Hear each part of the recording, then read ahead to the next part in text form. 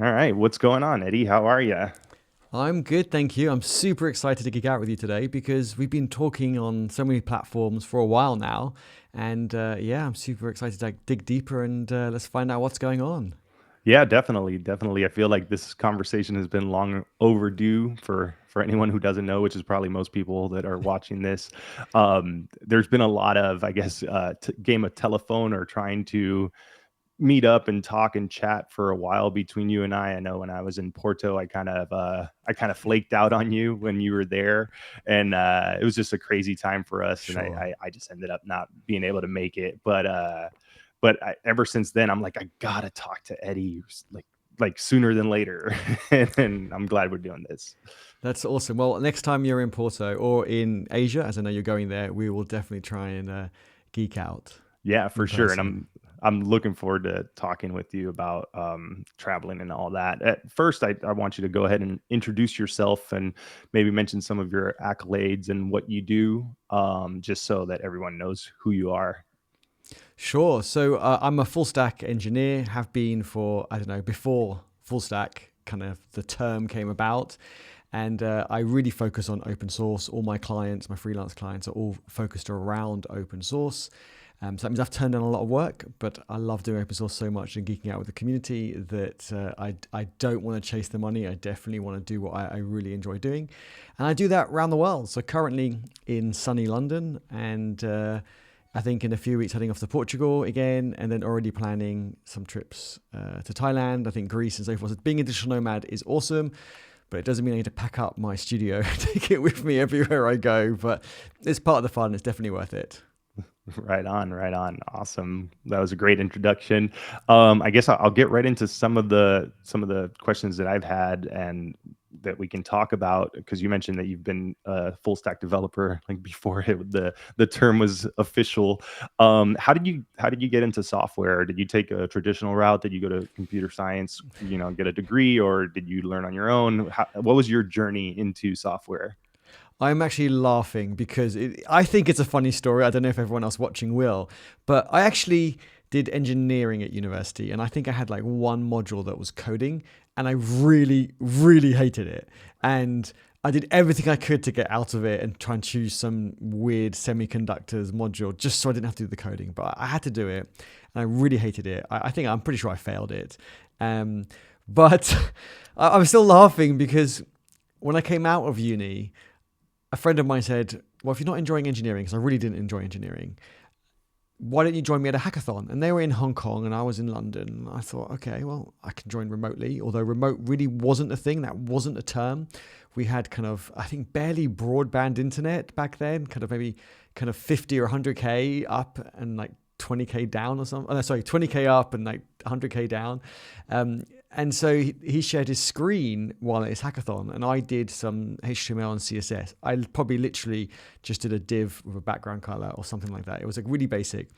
But for me, I was like, oh my God, I can actually see what coding means. Like I can do something and get a result. Because at university, it was here's some data, sort it. And I just didn't see any like reason to do that. And looking back, I wasn't planning to be a I don't know a database engineer, let's say, to actually write the databases. Now we just say kind of database sort it for me. So yeah, that definitely changed my world. And then I started teaching myself, and I really, really knuckled down and taught myself. Got a job within about a year, and to be honest, I haven't looked back. It's been so much fun. My parents do say, "Will I ever go back to engineering?" Every time I see them at Christmas, and it's just like, no, it's never going to happen. Like literally, you couldn't pay me to do it. I love doing what I do, so I wouldn't change it for the world. But I also laughed, additional laugh while you said that before full stack kind of was a thing, was because I thought I got into open source before Git and GitHub. So oh my god, I am really quite old when I think about it.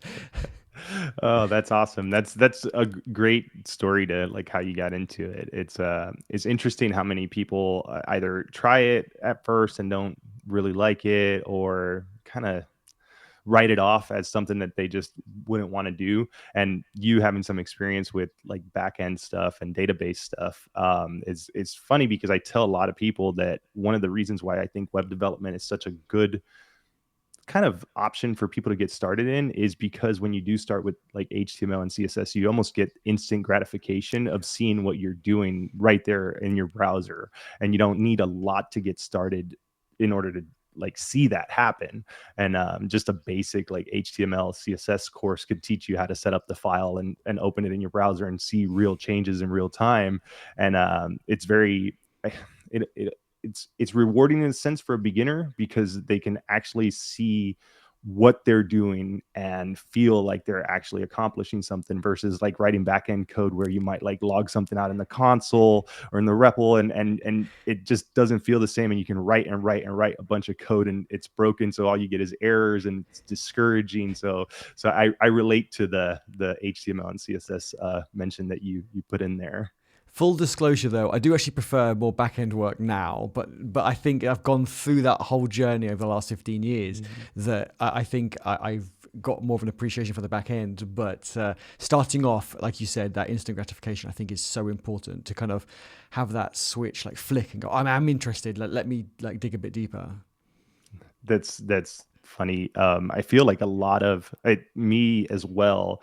I think a lot of us that start off with doing heavy front end, especially like UI development, we get a bit of a, I don't want to say a disdain, but we get like we get tired of writing CSS and having to deal with it. I will say, utility libraries like Tailwind have made life a lot easier in that sense, and Bootstrap as well. For it, it's older now, not as many people use it, and I do believe Tailwind is better, and it makes working with CSS more joyful, I guess. But as someone who started off heavy on the front end, mostly doing UI stuff, I find myself also kind of enjoying doing more back end, or I guess it would be middle end, because we work a lot in front end development stacks where you're kind of not totally in the back end, but you're not totally in the front end, and it's somewhere like grabbing the data and from a database, or from a back end as a service type thing, and displaying it and doing CRUD functionality, which I guess technically is kind of back end, but it's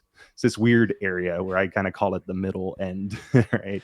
Yeah, it's and the lines are blurring so much even more, like with the latest versions of like Next.js with server-side components, all these sorts of things. So it is definitely getting very, very blurred. So it's yeah, it's interesting. I think things kind of seem to go round in cycles. So when I started off with functional, and everyone's like, oh my God, the next big thing is OO. And then kind of OO was massive, and now it's back to functional again. And then it was do everything, like do all your HTML rendered on the server side and just send it to the front end. And then it became, no, everything must be in the front end. Let your clients render it in their browser. And now it's kind of coming back again to render it kind of in the server side. So it's it's interesting to see these things go. I'm sure they'll go around a couple more times with some little tweaks and changes, but a big chunk of it is the same. I agree, and it's funny because I feel like I've probably been in development a lot shorter than you have, and I have also seen that in my 7 years or 6.5 years. I'm losing track, but my time as a professional software developer, I also have seen that those trends kind of change. And when I got into development, I was working in AEM, which is Adobe Experience Manager, and it's basically a Java CMS built by Adobe, but a lot of the HTML was server side rendered.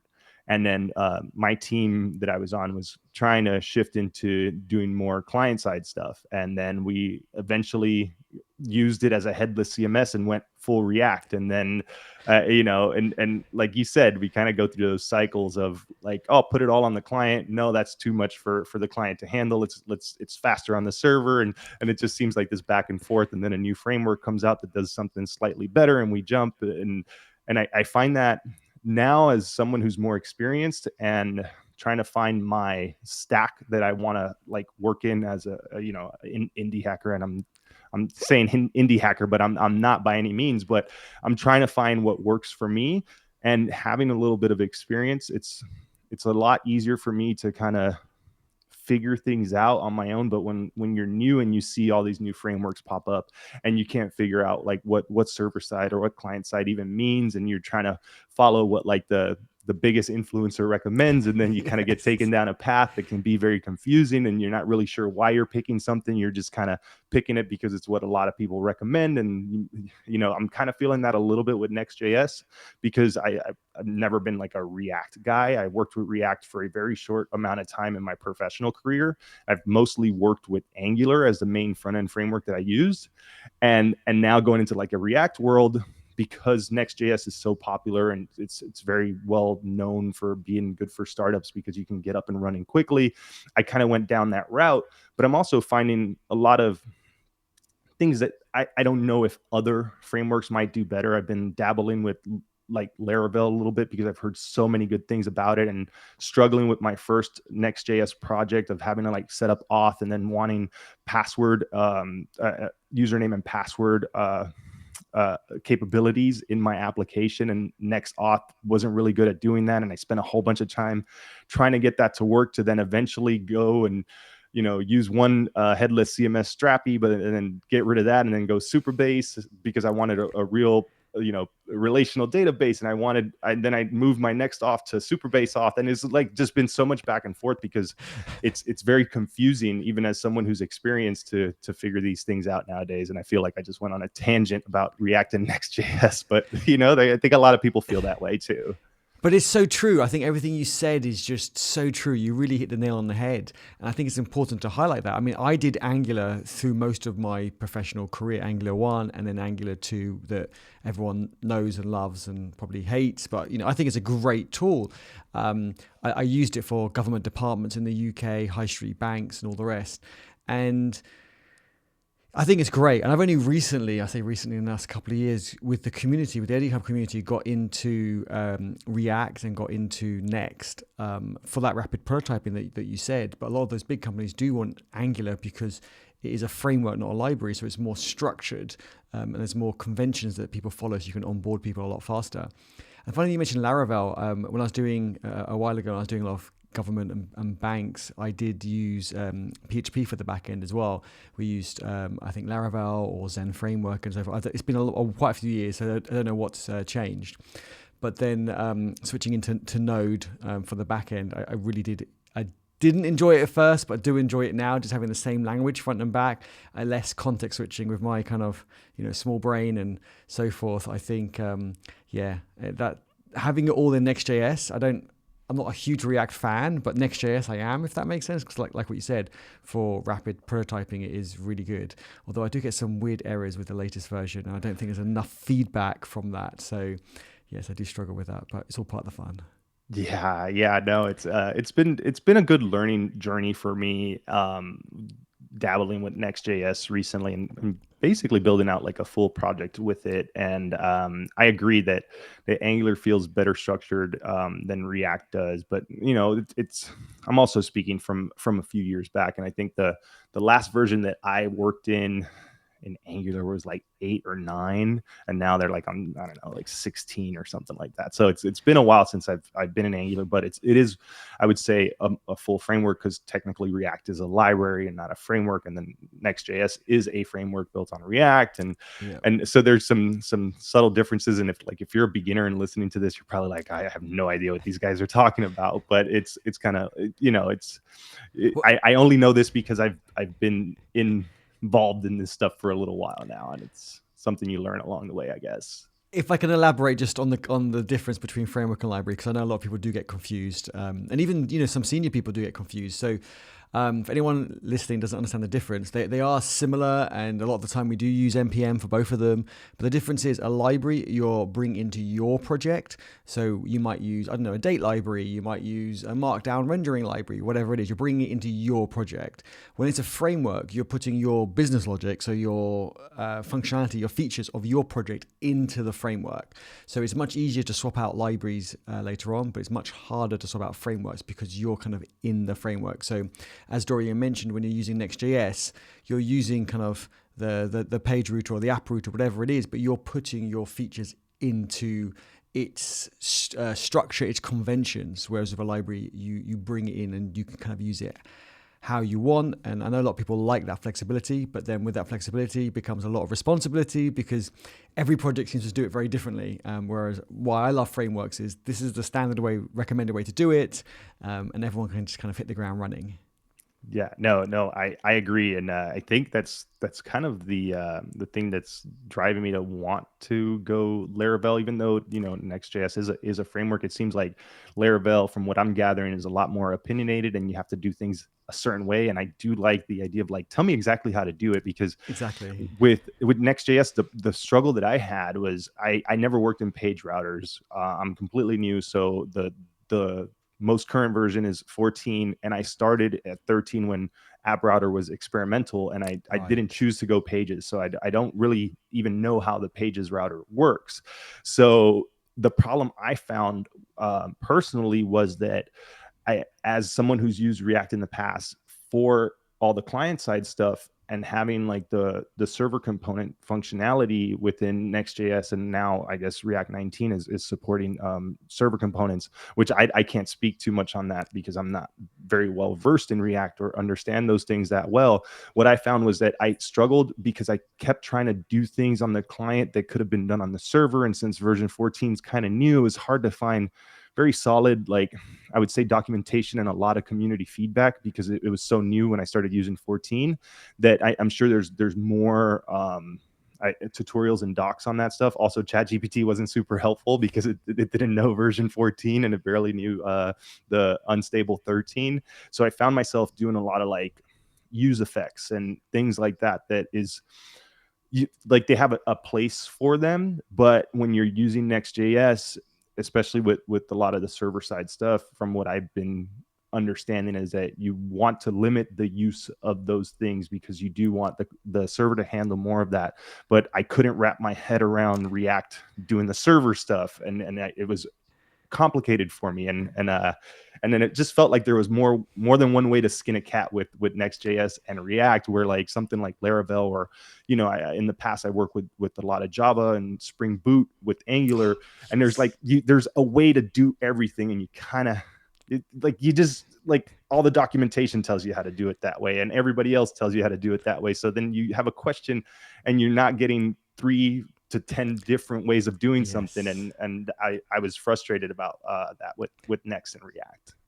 I'm laughing because like literally it's like you read my mind with that whole discussion there. I was like, yep, I have the same problem. I couldn't get my head around server components. Why is it working now? It wasn't working a minute ago, and all these sorts of things. And so, yeah, Spring Boot those days were great. I know that's probably more for large scale applications, but I did enjoy it. Like you said, Spring Boot and Angular, and it just worked. Like you said, when you asked a question, you got one way to do it, and that's the way everyone did it. Yeah. Whereas now there's like 10 different ways, or maybe even 20 different ways to do the same thing, and it's hard and it's time consuming. And I think people like us, we want to use it to get things done. And we like to explore, of course, but we don't have the time that we maybe had when we were younger, where we could just literally spend the whole evenings and weekends for 1 week just exploring and playing with stuff.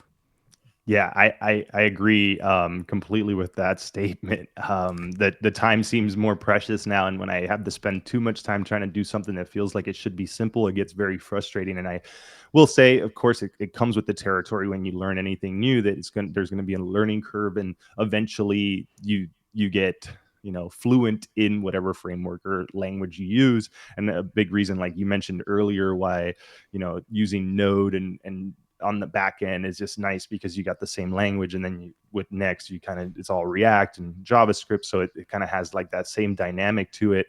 And it's one of the things that has me a little more hesitant about taking a deep dive into Laravel, because I'm like, I like the amount of PHP I've written in my day is not not even enough to mention.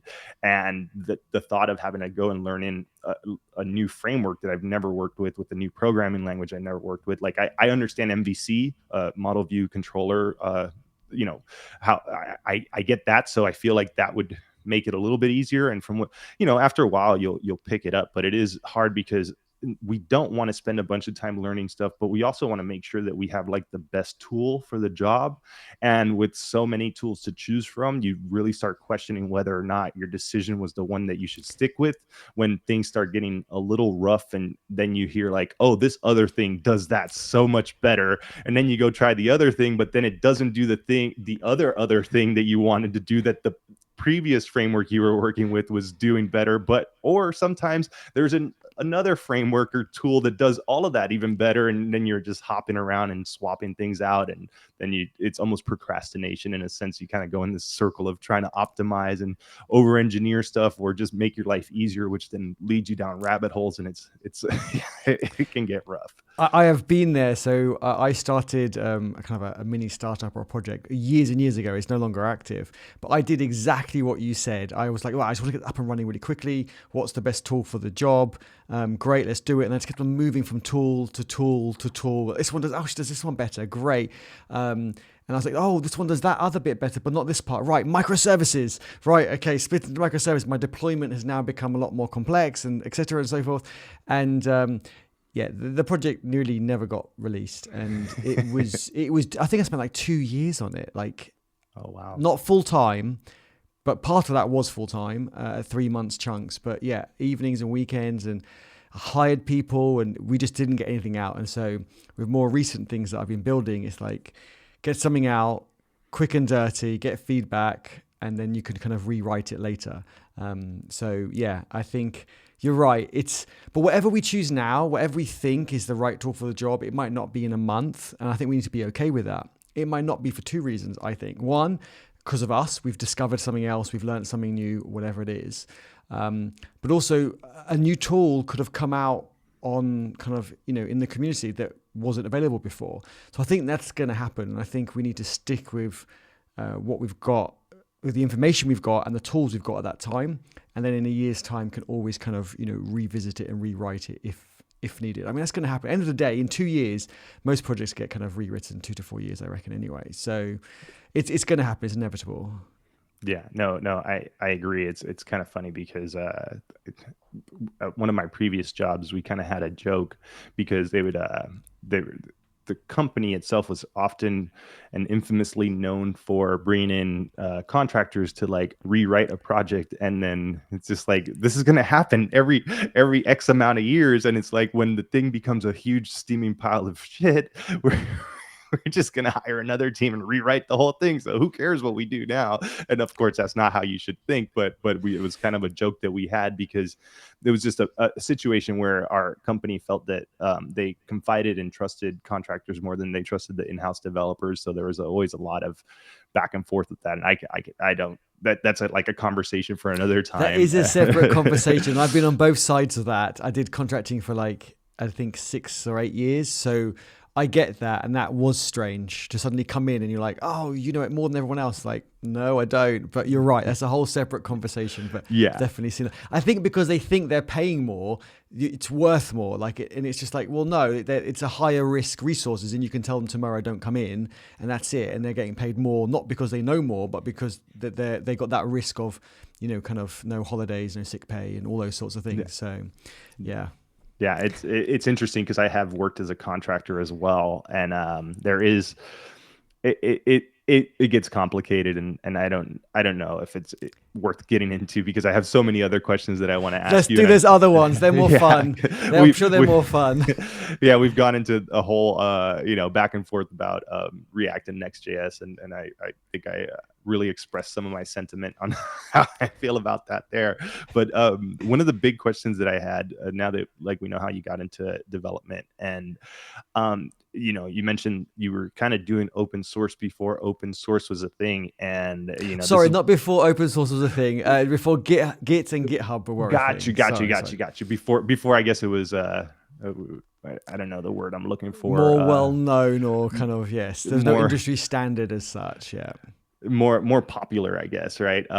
So that with that said, and bringing up GitHub, one of the big questions I have for you, because as someone that really I don't know, I just have never taken the time to look into it. Like, what does it take to be a GitHub star? And can you explain that a little bit? Because I know that that's like one of your major accolades is like you are were you like number one GitHub star? I don't know exactly how it works, but I know that you were, and I think that that's something that's super cool, and I know that it has a lot to do with open source contributions and different things, but I don't know all that it entails, and I would love to hear like what it takes to be a GitHub star, and if you can explain that. Sure, no problem. Well, I'll start off by, singing my airs and graces. And yes, I've been a GitHub star since the beginning. So since they started the program, it's been, I think, about 4 years now. I just won it again. Not star of the year, but one being a star. I think there might be 60 of us now. When I first joined, I think there might be 15. And at the end of the first year, so 4 years ago, I did win GitHub Star of the Year. So the stars were selected out of everybody on GitHub. And then out of the stars, I was one that was selected. So in, I guess, 2021, something like that. I was effectively one person selected out of over 100 million developers on GitHub. So I was, super proud of that. And what it means is, let me switch that around before I say what it means. What you have to do, you don't actually have to contribute to open source massively. So I know I do and I know others do, but there are some GitHub stars who actually don't contribute too much to open source. It's more about kind of supporting the community and doing it consistently. And they don't announce, I think, all the details, but it's not just on open source. I think it's important to say. So I don't think anyone should be put off applying. Although you don't really apply, you get nominated. And so applying, I'm going to do air quotes, it's quite loosely, because you could ask your friends to nominate you, and they go through the nominations that way. So I think each person gets 3 nominations a year, and then every year that those nominations get reset. So I have to see if my 3 have been reset, and I can get to nominate some more people. And then the benefits are you get kind of GitHub for free and all its fancy features, kind of Copilot, all that sorts of great stuff, all for free. And you also get like monthly calls with the GitHub engineers, and you can talk about the product roadmap, and you can kind of test it out, even like super beta features. I think I got Copilot like maybe a year or 18 months before it even came out. And so you get all these features really early, which is pretty awesome. So I think some of our repos actually have, on GitHub, actually have some really nice features that aren't available for everyone yet as well. So it's great. And you get to, be in the GitHub Slack. And so you can kind of chat with the GitHub team and the engineers and so on. So yeah, it's really good fun. I wish I had more time to kind of geek out with them all and see what they're up to. But you've got so many things to do in only 24 hours in a day. No, no, I hear that. I guess another question. So you mentioned it doesn't have to be open source, and it's more about giving back to the community. Do they like count contributions on like projects, or no? It doesn't really have to do with that. It's more about being nominated. They look at everything. Yes, okay. Exactly. So it's not even have you got the most nominations. They look at everything. Like if someone's got more nominations, they'll take that in consideration. If someone else has got more contributions, they'll take it into consideration. But none of these factors kind of outweigh the others. So there are people who are GitHub stars who I think don't have that many contributions to open source, but they contribute in other ways, because kind of green squares it's one perspective, and I think it's not the only perspective. Like I feel that when someone creates content on an open source project, be it a blog post, a YouTube video, or we were talking about, React and Next.js and Angular and so forth and Laravel, I feel we are contributing to open source because we're creating awareness for those projects. So there's just so many ways to add value to the project. I mean, even Hacktoberfest, year before last, started including these non-code contributions. So repos could actually have a markdown file where people could list any content they've created. Not tweets, because that's just too many, the volume's too many. But if you've done a YouTube video or a live stream or a blog post, you can just put your name, put a link to your content, and I think give it a content type and so forth. And then you get the green square for just updating that file to show that you've added value outside the platform of GitHub. So I love that. I love that there's just so many ways to contribute and get involved. I mean, we have people in GitHub triaging our issues. Oh, this is a duplicate of this. Oh, this is very similar to this, and so forth. And they don't get a green square for it, but it just adds so much value and is so important. Yeah, no, definitely. I can see that. And I'm glad that you kind of cleared that up, because I was very curious about that. And the green squares is it's a funny thing, because it's something that some people almost use as like a badge of honor, or to kind of show how active they are. And I think it's a good way to gauge that. But I also feel that some people just get very caught up in how many green squares they have. And you can get a green square by changing a typo in a readme. And I'm not saying that's not a contribution, but I remember it was a couple years back where there was some big thing that happened with Hacktober, where somebody made a video about like, this is how you can contribute and get green squares, and then like they blew up. And it went viral for like tech Twitter and maybe even on YouTube, where It where it did. was like, no, this is not how you contribute to open source. And I think there was confusion because the person claimed that they were just trying to show like how you would actually make like a pull request or something like that. But in the process, they showed like just changing a line in a README, or adding a space somewhere, like something silly like that. I don't remember exactly.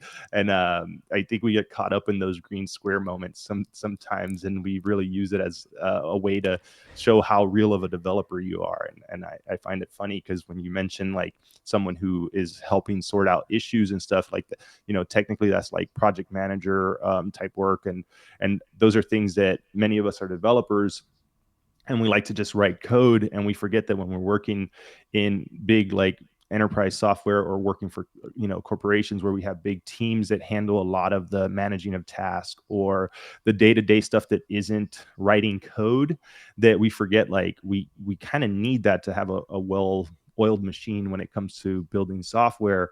And while it can be debatable whether or not some project managers or scrum masters like pull their weight, when you have that in open source and things are getting messy, and someone does come in and takes their free time to help clean it up a little bit, like that, I can see that being very beneficial and almost more worthy of a green square than like changing a typo. But yeah, Exactly. I mean, that's why when I hire for my clients, I don't look at the green squares at all. I mean, yes, that's the first impression you get, but I definitely go straight past that. And underneath that, you have like a cross graph, and it's the contributing graph. How many of your contributions have been on pull request or commits or creating issues or reviews on pull request? And most people are like 95% on the commit side. But I love to see like a bit of more of a balance. Okay, you're never going to get it actually balanced, but I actually want to see the code reviews. I think that's really, really important because it's really hard to do. And to be honest, I always tell people on their resume, if you put a GitHub link, great. If you really want to stand out, put one issue, one pull request, one pull request that isn't yours, but you've reviewed it, that you're proud of. So literally 3 links and you're going to stand out. So what's your favorite, best issue you've raised? The favorite pull request you've raised? I don't mean in the biggest.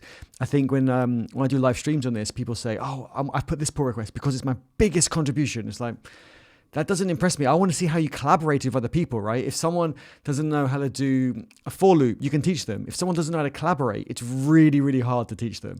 So I want to see that collaboration. And same with the code review. I want to see how people give feedback, because that's very, very hard to do. And that takes a lot of practice.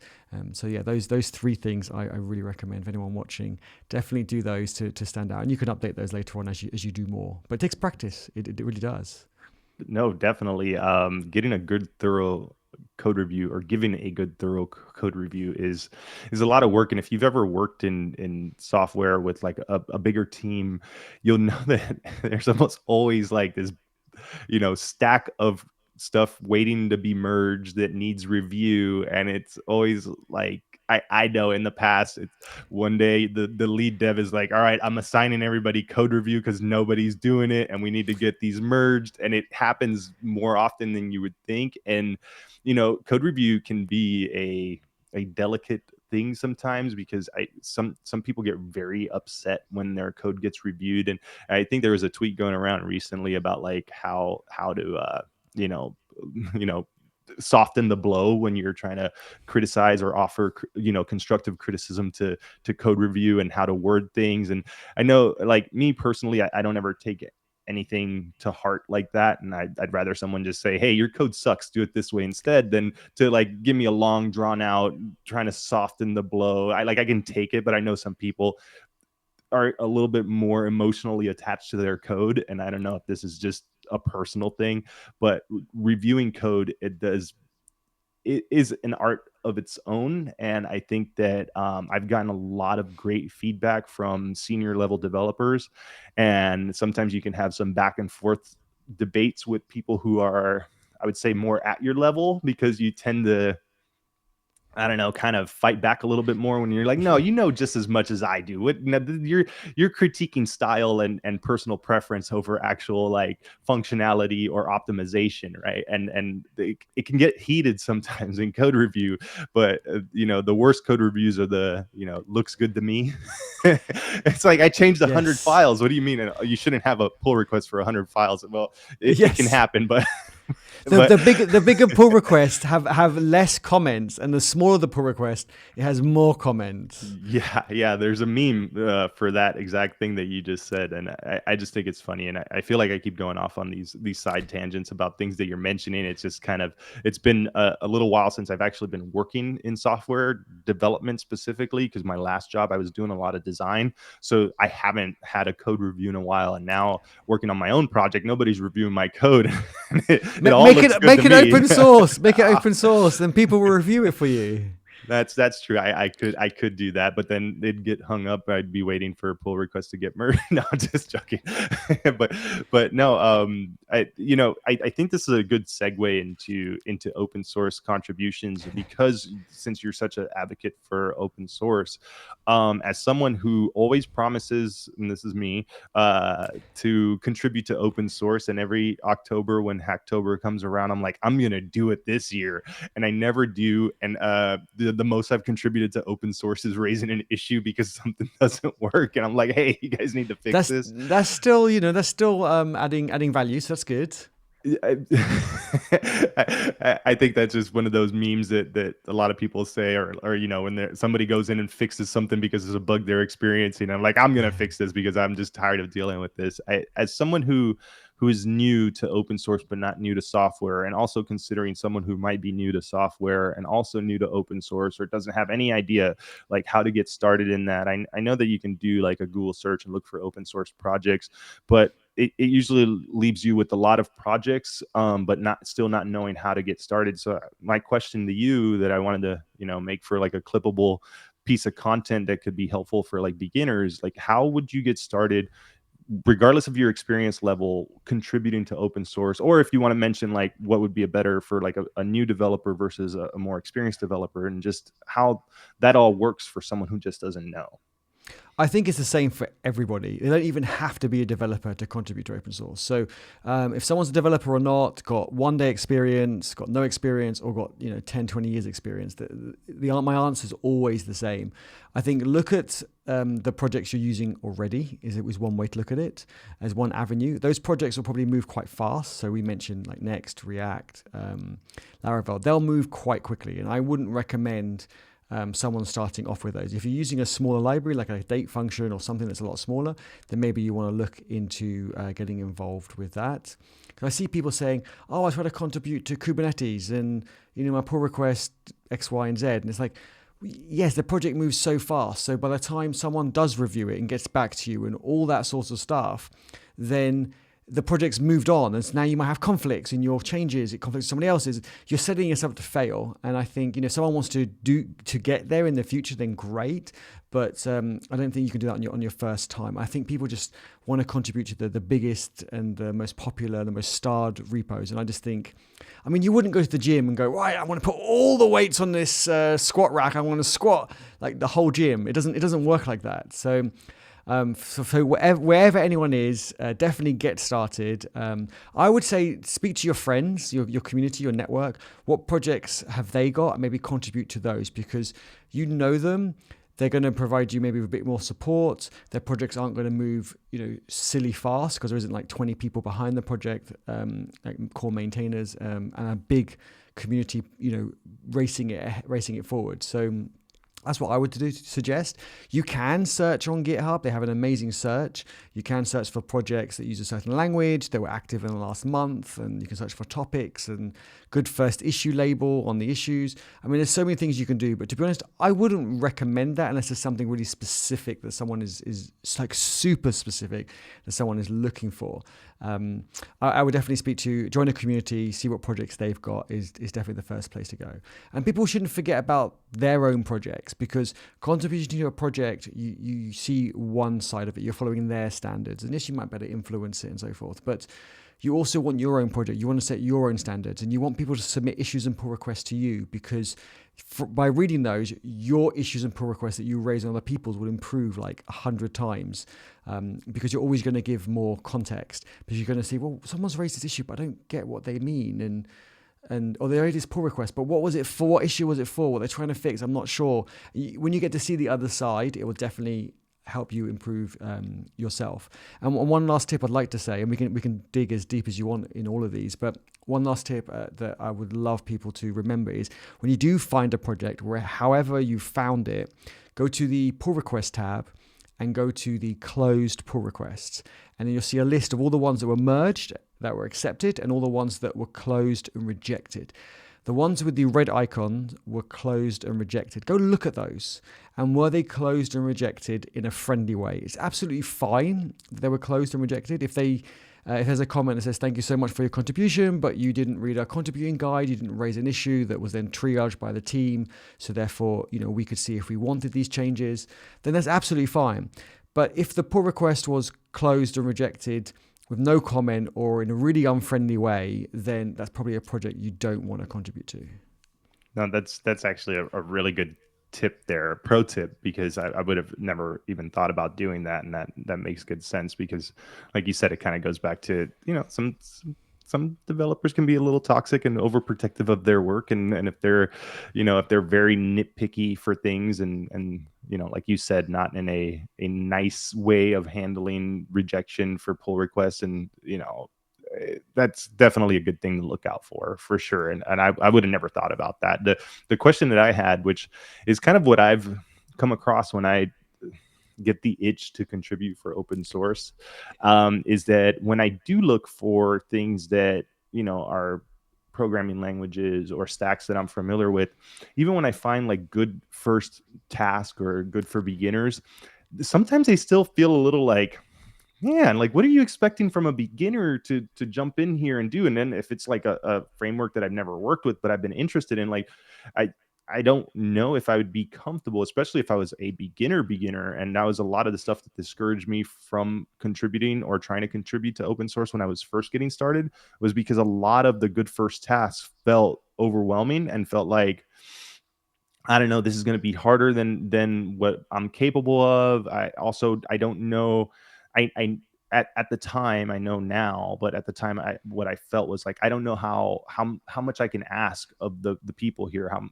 How much help can I request to try to do this? Because when you think open source, you're when you're on a project and you're getting paid to code, there's usually senior level developers who will take the time and help you with the task that you're working on as a junior if you do get stuck. And with open source, sometimes I don't know where you get that. And I'm sure that the answer is probably, they probably have Slack groups or Discords for the framework or the library that has the GitHub repo and is open source, and maybe that's where you ask. But it felt, and it still feels a bit overwhelming, to where I go in there and I'm like, this is just too much work, and then it feels like I don't know if I want to take the time out of my weekend or evening to go and commit so much effort to something that is labeled beginner or easy or whatnot, and doesn't feel that way.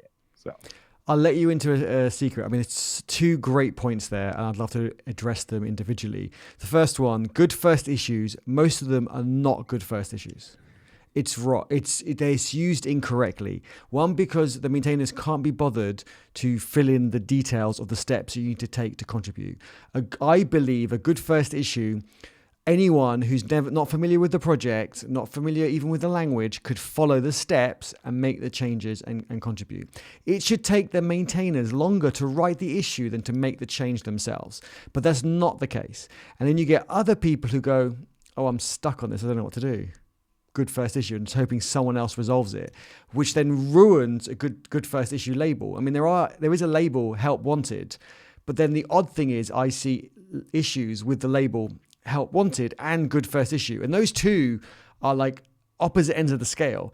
If your help's wanted, you can't write a good issue because you don't know what you need to do. And if it's a good first issue, then you should write a good issue because you know what to do, but you want to try and encourage people to contribute to your project. So yeah, I think that label is not great, to be honest. I think people use it incorrectly, and maybe there's some content that we all can create about that, around that, to educate people into what a good first issue really, really is. And then your second point was where to get help. And this is quite an interesting one because you're right. They usually have a Discord or GitHub discussions or something like that. I didn't say Slack because I'm just tired of joining Slack groups. I'm trying to leave all the Slack groups and I just don't see them for communities at all. So join those and do ask for help. But you're probably unlikely to get help from a maintainer. It's probably going to be a community member, especially if you're new there, no one's ever seen you, and you pick up, say, an issue that requires quite a bit of help.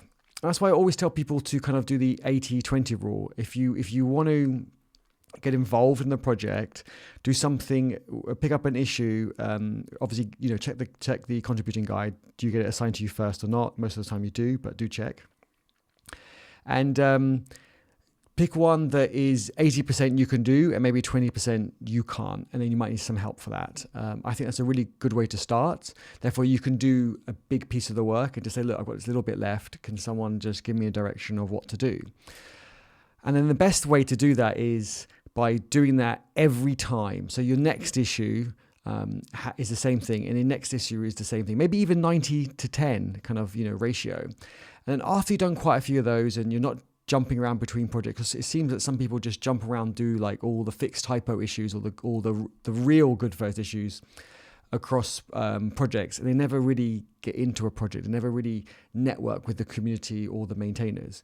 I've seen people in Eddie Hub be consistently add value. Like I said, let's just take the example of triaging the issues. Oh, this is a duplicate of this, and this is being assigned to someone else. Thank you very much. Maybe ask for another issue. Just all of these useful comments, and they're not even a maintainer. They can do this without. They can't assign and they can't open and close, but they can do everything else. So they're adding so much value, which I think is super important. And same with the code reviews. They were doing code reviews, not from a technical point of view, but they were reading the documentation and adding value from that point of view, which is just so important. But then when they said, you know what, actually I do want to get into a bit of coding, but I do need help, they had the opposite problem. They didn't have the problem of no one wants to help me. They had the problem which was everyone wanted to help them. Every community member, every maintainer, because they had added so much value for months, they knew they were there to stick around and believe in the project and so forth. So like, yeah, what do you want to do? Do you want ask me any questions? Do you want to call? Do you want to pair program? Like they just had so much choice because they were there to stick around. I think a lot of people just jump around, like I said, and therefore they don't create those good connections. No, that's actually like really, really good advice, and it's something that I wish I would have understood and known sooner. Maybe it would have helped me contribute to open source. It is interesting though, because there's a lot of truth to the more you help, the more people will want to help you, right? And you kind of get what you give. And I can see how that would be great advice for a beginner, especially if they're feeling overwhelmed or under experienced, to be able to contribute to the code, to do some of the smaller things that may or may not earn them green squares, but will help them get established in a community.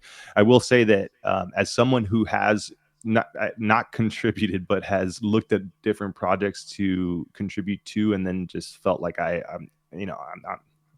I have every excuse in the world to why I didn't contribute, but something that I find that I do often is like, with Laravel or with Next.js, when I start learning a new framework, I tell myself, oh, it'd be good if I went and contributed to projects that use these frameworks. And I do think that that's good advice. But what ends up happening is that when you're unfamiliar with a framework and you want to learn it, it almost feels like the same as onboarding in a new code base, because once you're familiar with a framework, you understand how it's structured, and you kind of know how to navigate your way around. But when you're not, it's very much like a new code base with a new programming language that you've never used, where you're just kind of trying to figure out where everything is. And as someone who has onboarded different projects before and have felt that way, there is that overwhelming feeling of like, man, it usually takes me like a couple months to get comfortable in a code base, and then I'm going to go jump into a framework that I'm not familiar with and try to contribute. And then I kind of, I don't know if I talk myself out of it before even giving it a try, or because I know how much work and effort it can be, I'm just like, no, it's I'm gonna go do something else. So again, I think that's just more of a personal struggle, but I feel like I can't be the only one that feels that way. So maybe better good first issues and sticking with something that I actually work with, rather than like thinking it's a good idea to go try something new, at least to get started. Maybe that's not the best way to approach it. I think you probably kind of speak for like the majority of the people in the tech world, with what you said. So I think it's so important. I'm sure it resonated with so many people. One thing we do in Eddie Hub, which I'm hoping other projects start doing, is we don't use the good first issue label. Well, we do, again, for the search engine and discovery and stuff like that, but we have a point system. So anyone familiar with Agile, you kind of story point your features. And our good first issues are always 1 and 2 points. And then we go up to kind of 13 or 21 points. But the thing is, no one knows what the value of those points are. Really only I do, or the maintainers do. But they know that a 5-pointer is harder than a 3-pointer. So if someone's only doing 3 pointers and they want to, they've got a bit more time, want to challenge themselves, they could pick a 5-pointer, but I wouldn't recommend they jump to an 8-pointer. Or if they're, haven't got much time at the moment, they might go a bit smaller and pick a smaller number. And for our 1-pointers, for good first issues, we only allow each person to get assigned that once. They can't kind of just keep doing 1-pointer good first issues, because that takes it away from other people. We actually have a tool that was built by our maintainers where it actually checks to see if they've done a 1-pointer already, because we want everyone to get a 1-pointer. We don't have loads of them, so we do want to share them around. But yeah, it's good first issue is hard, and like you said, just getting familiar with a project takes time, which is why I think it's important people try and pick something that they can get something done quickly, is in a smaller issue, but maybe they're familiar with a language and framework, and it's just that project that they're not familiar with, rather than trying to just take it all on at once, because you just can't. And it kind of setting ourselves up to fail if we do that.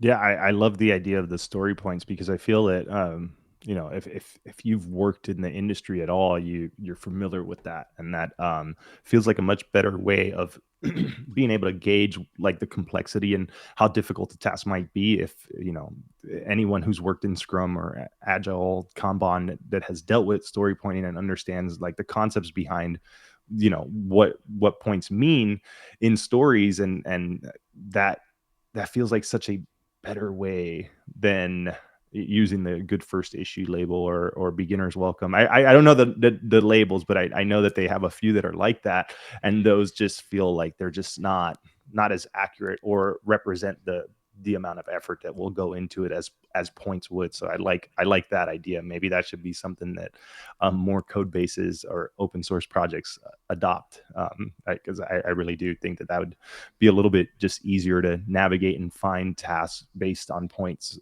rather than looking for the tags that say that it's good for a beginner. So everyone watching, comment below and vote for Dorian to open source his project and also use points. There we go, like win-win. So I have like this feels like I'm coming clean, and it's a confession to make. So the project, the project that I have started working on, there's nothing that I haven't been hiding it. It's just, it doesn't feel like it's really for my audience. So I haven't really been talking about it too much, because it's not that I don't want to market it to them. It just doesn't feel like a tool that they would use. But it's basically a community website for traveling families. And Awesome. the idea started as something that my wife and I were kind of chit chatting about, because we've been traveling, and I know that you're well traveled as well, and a lot of digital nomad lifestyle, and now it's becoming more common for families ever since COVID Yeah. happened. It seems like more families are traveling and adopting this lifestyle, and we have been involved in different communities online, and we found where like kind of like a pain point for us, and we found that it's very hard to get all the information in one place. You're kind of jumping from either a WhatsApp group or a Telegram group to a Facebook group to then like a blog, and it's and then there's these private groups that you don't know about unless you know someone. And we were just like, like if we created a hub or a community site where we just try to bring all of that here rather than having to find it in all these different resources, that would be very convenient. And one of the things that was the original idea that my wife has was a map. And I stole your map from your bio drop. And Awesome. I went in there and I felt, it's funny because you've asked me a couple times, like, what are you working on? And I'm like, oh, I have to tell them in person because it's just too awkward for me to say, but like it's open source. So I went in there and I was like, he has an amazing map that I love. And I was just like, this is exactly what we need, except, we're tailoring it for like sorting by age and sorting by locations and things like that. But I'm like, this is perfect. I stole it. I'm glad you stole it, but disclaimer: I didn't create that map. I see a message, good perfect timing from Amanda, one of the maintainers at EddieHub, and Amanda wrote the map system for BioDrop. So yes, so big shout out to Amanda, and this would be a good clip, I think, for socials. Yeah, no, it definitely, and it wasn't something I was planning. I was planning to like get it off my chest because it's just been, the what's that Edgar Allan Poe, the heartbeat under the basement or whatever. It's just To be honest, it makes me so happy. I mean, when I go to tech events and I take pictures of people and I send it to them and they use it as a profile picture or a banner picture, I'm like so happy. I mean, they always message it, is it okay if I use it? I'm like, I'm not going to use it. It's for you. I just want the practice and I'm really happy. It makes my day. So yes, if you're using the map, and of course you've tweaked it and so forth, but I'm just so happy. That's just awesome. Yes, and I think it goes back to that meme of the two designers. It's like, hey, you stole my design, and then it's the two developers, and they're like, hey, you stole my code, and he's like, it wasn't my code to begin with, so I stole it too. Where I think it's a little bit, it's more common for developers to do that, because that's kind of what we do. We go find the Yeah. answers or find a solution that's already there, because many of us don't want to reinvent the wheel if we don't have to. And I checked out BioDrop. I'm pretty sure I have an account on there. If not, I definitely have to have one now. But I remember seeing it, and when we talked about a map, it immediately I was like, that's the map. That's what we need. and yeah, so I kind Awesome. of reverse engineered it a little bit to my needs, and then I made it type safe because I was using TypeScript, which was kind of it was a bit of work, but I learned a lot Sure. about how your map works. So if maybe if there's some issues on there, that's how I can give back. I should maybe go Thank you so and see much. see if there's something I can work on in the map, because I've kind of learned how it works. So, You probably uh, know it way better than me. I don't know it that well, actually.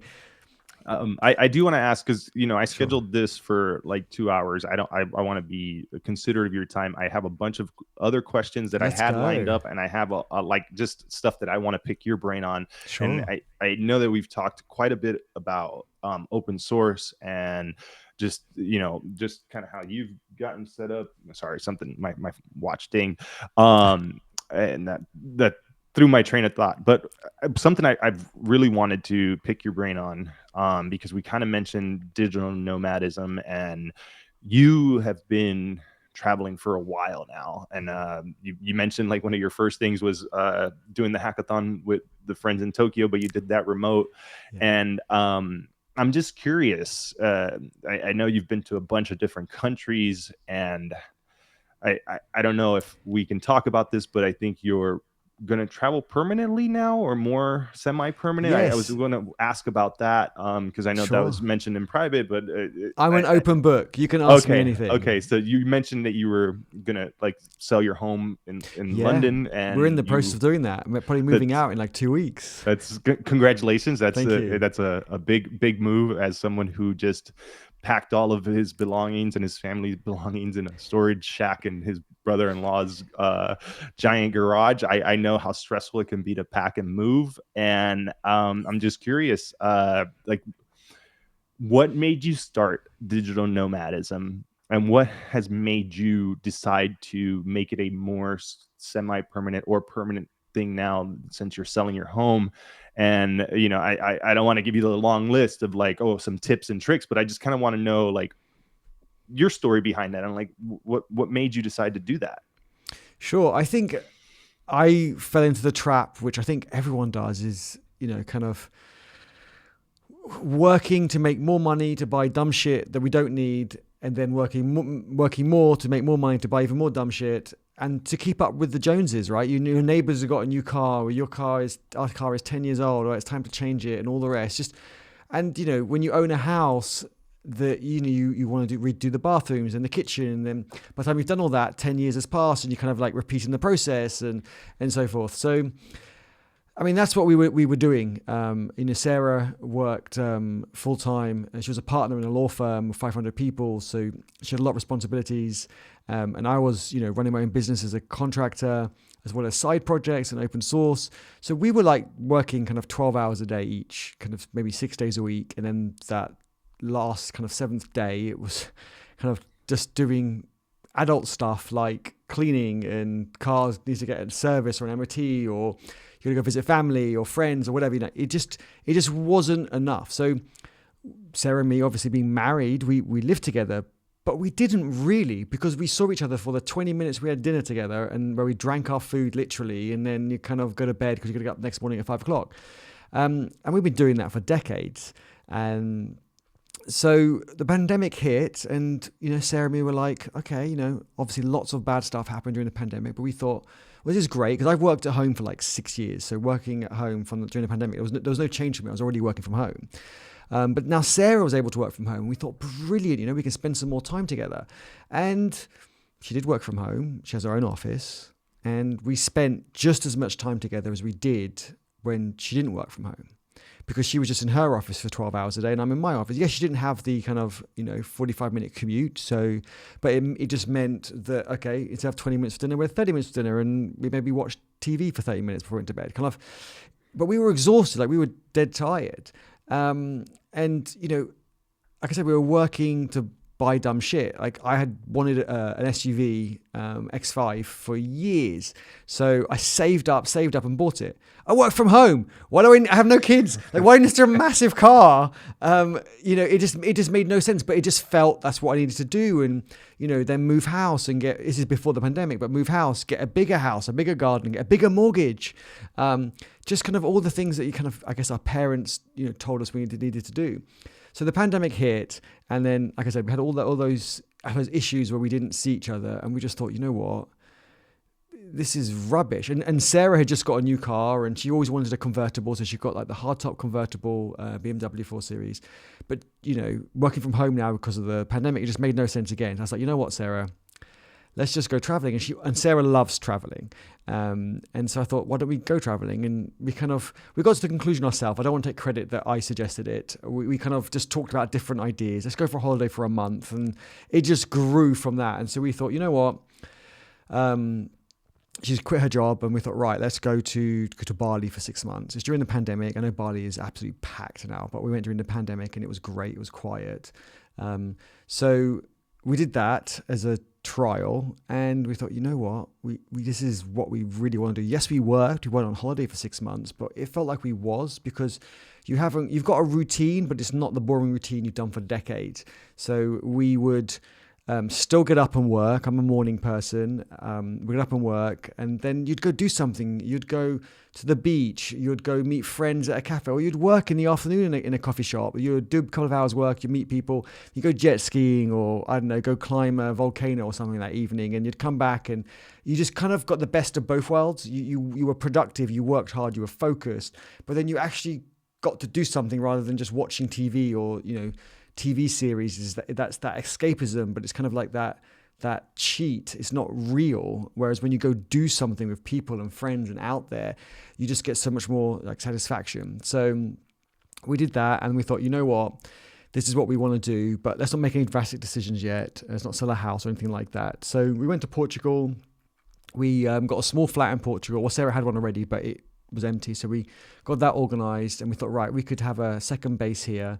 And then we went to Thailand for 6 months, winter before last, and we thought, this is brilliant. We go to Thailand all the time. We got married in Thailand like 15 years ago. So we knew Thailand fairly well, but only for 2 weeks at a time. We never really knew it. When you're there for 6 months, wow, you can like really get in with the locals and just, I don't know, do things a bit more authentically, let's say. And we thought, you know what? This is the life we want. We want to spend 3 months in England for my family and for tax reasons, and then we do 3 months in Portugal for Sarah's family, and then we'll do 6 months in Asia, usually Thailand, but then we do visa runs every month to Cambodia or Japan and so forth. So when we came back from Thailand, we thought, right, let's sell a house. So last summer we put a house on the market. It fell through a few times. In England, it's very complicated. You have to get like a chain of people. So if someone else who's not interested in your house but breaks the chain, then it all starts again from the beginning. So really painful in England. Everyone abroad thinks it's, my family in Lebanon think that's just the weirdest thing. Like if someone wants to buy your house, let them buy your house. It's like, well, it doesn't quite work like that. So so last July we put it on the market, and finally actually sold it. We should be signing the papers next week, which is great. And we've bought, we are buying in the process of a small flat in England. So we still need a base here, like I said, for the company, for tax reasons, to see my family. But it's a lot smaller. Like we don't need the space that we've got here because we're never here and our bills are through the roof. Like why do I need a big mortgage for a place that we don't need?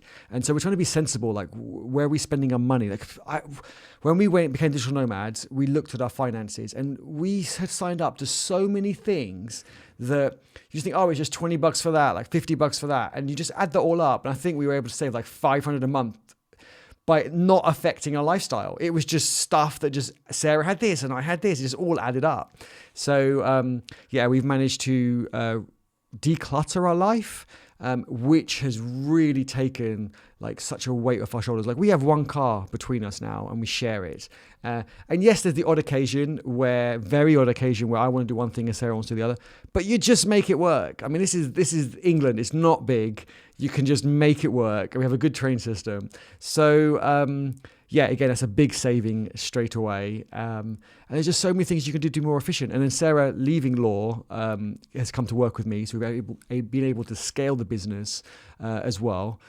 She does all the contracts for me and all that sorts of stuff. So, yeah, it's been great. And one thing I'm disappointed about is it's annoying that it took the pandemic to make us realize that's what we wanted. Like I've had like the best few years ever. Yes, it was nice to have a car and all these, I say, expensive things, but I didn't need them. I think it was just that, I don't know what the word is. It's just that like kind of that a little bit of a drug, as it were. You kind of get that short hit and you go, oh yes, but it's just not really, it doesn't mean anything. It's not there. So I would highly recommend people just have a real think and try something different and see what they like. And life is short. You should really enjoy it and make the most of it and kind of do what makes you happy. Man, it's so funny because I feel everything you said, with some slight variations. But we sold our house right around, I don't know, it was around COVID time, and we didn't go overseas at that point. We kind of traveled a little bit in the US, and my wife is a homemaker. She stays at home with the kids, and we homeschool. So we've kind of been set up for it, and the little bit of traveling in the US kind of led us to downsizing and then going and we rented my brother-in-law's flip that he was working on, and it was like a 900 square foot house, which is the smallest house we've ever lived in. And it was a little rough, but we made it work. And then after living there, we eventually decided to go and travel. And it was just so much of the same sentiment that you had of like, is this really like what we're doing with our lives? Are we just working to pay bills, to, you know, occasionally go on vacation or buy something nice? And it felt very empty. Like even though Yeah. your house gets full of things, it feels empty. And then Yes.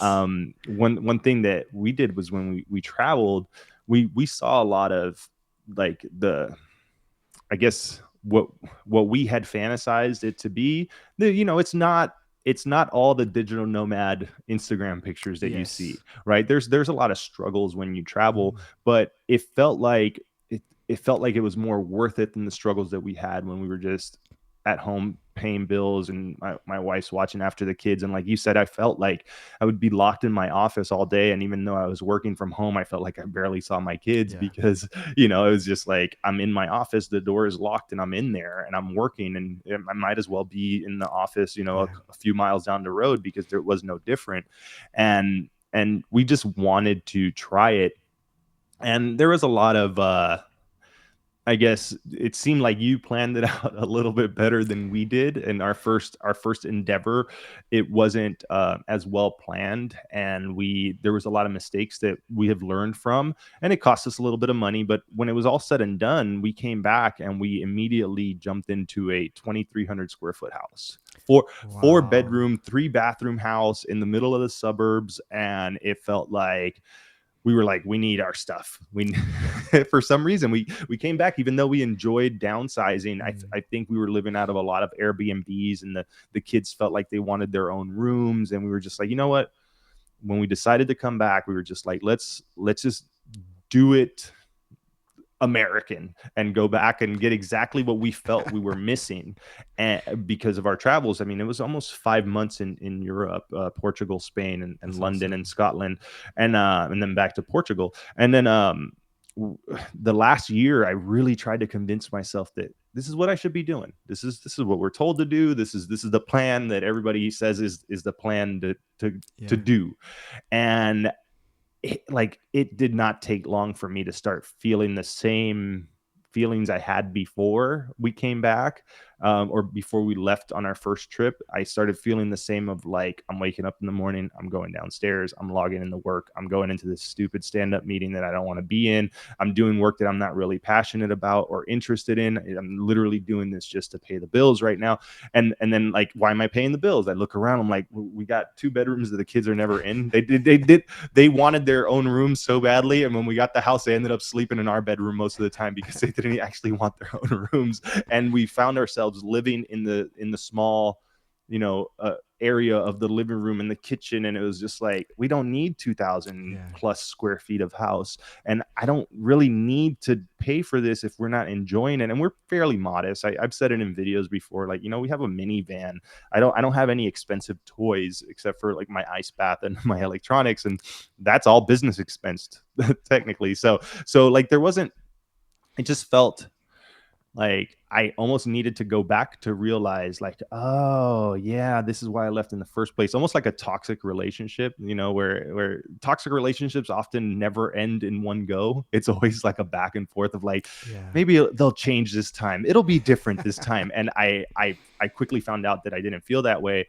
And my wife was busy with the kids, and she's part of a homeschooling group, and there was a lot of like, she was constantly busy. And we went back to Washington. It's very similar to London weather, but we went pretty close to the summer, and this last season was great. The sun was shining and everything was nice. So they were out of the house often, and she was part of that group. And then the minute the winter started creeping in, and I was just like, it's gloomy, Yeah. it's cold, it's wet, I hate it here. I was like, seasonal depression kicked in, summer was over, and our lease was coming to an end for the rental that we had. And it was just like, let's do it again, because those feelings didn't go away. And I really tried to convince myself that they would. And I realized that we really enjoyed the traveling. We felt closer as a family. And it's a lot of Mm. what you said. Just I know that you don't have children, but it's exactly what you were saying. Like, we always talked about doing it. I remember when I was learning how to code,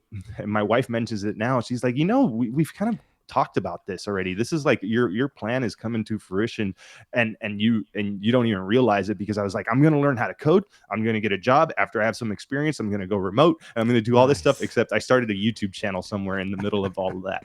But like, I have the skills, we have the financial stability, or enough runway to be Yeah. able to afford it for a while, and then I can make things work in the process. And I don't know, we're just like, why not? And I think we both kind of went off on our own, like, we're sick of the way we're supposed to live, and we want to live the lives that we want. But I think that that's where most digital nomads come from. We probably all feel that way.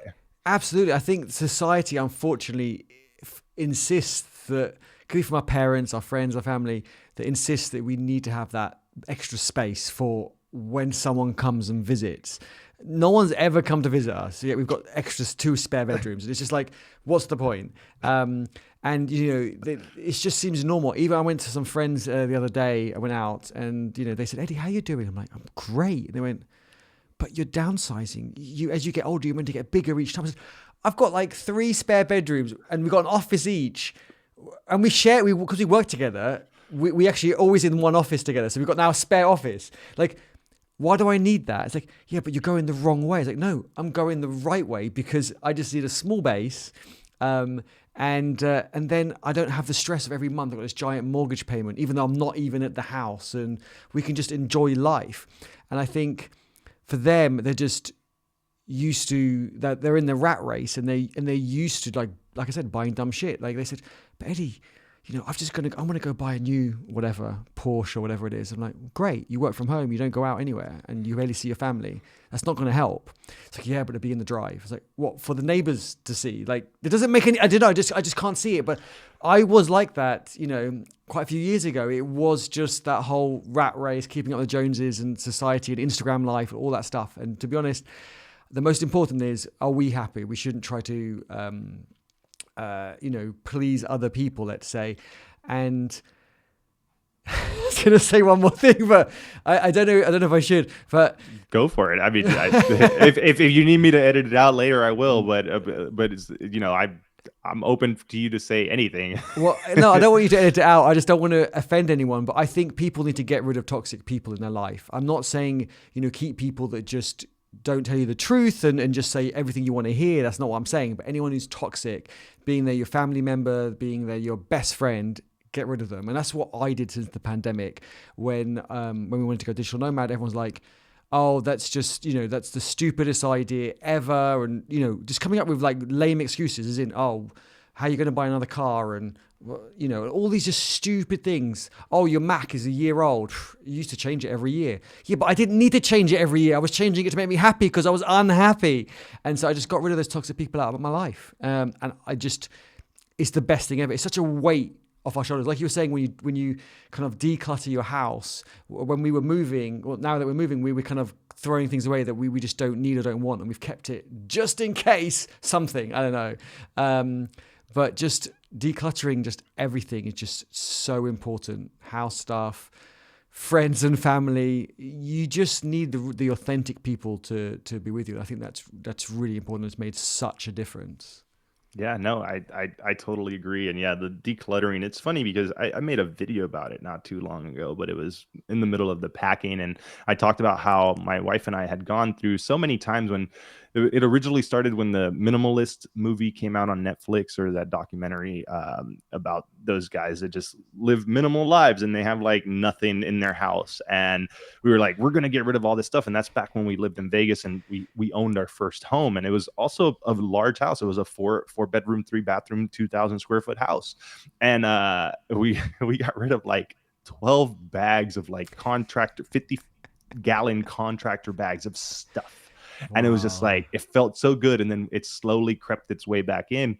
And when we came back from our travels in Europe, it felt like, I don't know what it is. It's obviously not an American thing. I think it's just, first world problems. But what we immediately started doing was we started getting more stuff again. And then this last time of packing up the house, And going through all these things, my wife and I both had the same feeling of like, what are we doing? What is all this stuff? What, like, we're holding, like you said, we're holding on to stuff just because it's not even sentimental value. You convince yourself that one day you'll use it, or it's almost like that you assign something the value that you paid for it when you had it. Yes. And then something I went through with some of my electronics is like, well, it's not worth selling because I can't get what I paid for it. And at this point, I'd rather it sit in a box than to sell it for someone at like, a 90% loss. So I'm just going to keep it. And it's such a weird way of thinking. And you're right. When you declutter your life from that, and I went through the process of eliminating toxic people when I was much younger. And then as I got older, I just had less and less friends. And but I do agree with you on that. And I've also mentioned that in previous videos where I'm like giving tips to 20-year-old kids, which is funny because people actually watch those videos, because I was like, man, when I was 20, I was a degenerate, and now I'm older and wiser, and I'm getting a little philosophical in my old age, to where I want to like try to think about some of those things that I would have done differently, and holding on to toxic relationships, and like you said, like some people aren't necessarily like, you won't know someone's toxic, and because a lot of people who might be toxic in a sense aren't necessarily bad, but they kind of, I don't know how to say it, like some people are just kind of black clouds walking Yeah. around, and some people aren't like that, but they're still toxic in some ways, where like you have an idea and immediately they're like, oh, that's stupid. Well, why is it stupid? Because it's just different from the way that you think, and you don't want to kind of look at it in a different light and maybe consider and offer constructive criticism rather than just disregard it as being stupid. And like, I don't know, I think I'm just more selective with the people that I choose to engage with and like have in my life now as I'm older, because when I was younger, I realized like how much energy and effort I wasted on Yeah. toxic people, and it's not worth it. I have a joke that, it's actually not a joke. It's something that my older, wiser friend told me when I was 20 years old, and I had a extremely toxic relationship with a girl, and he I remember him telling me, he's like, it's good to have those toxic relationships, because then you know exactly what not to get yourself into the next time around. And he was right in many ways, and I've applied that into non-romantic relationships as I've gotten older, and have also just kind of just, the older I get, the smaller my circle gets, and it's interesting, but you're totally right on that. um I want to ask you, because I think we briefly mentioned it a little bit. We talked about Instagram, and we kind of talked about social media throughout this chat that we've been having. And I was just curious, like, what made you get into social media? Because I know I had my own reasons, and as like you and you're like in your 40s, right? And I'm Yeah. like, and I'm almost 40, so we're kind of a different generation, where we grew up as the internet was becoming a thing. And I don't know about you, but like, yeah, I had Facebook, I had MySpace, but I was never really into social media.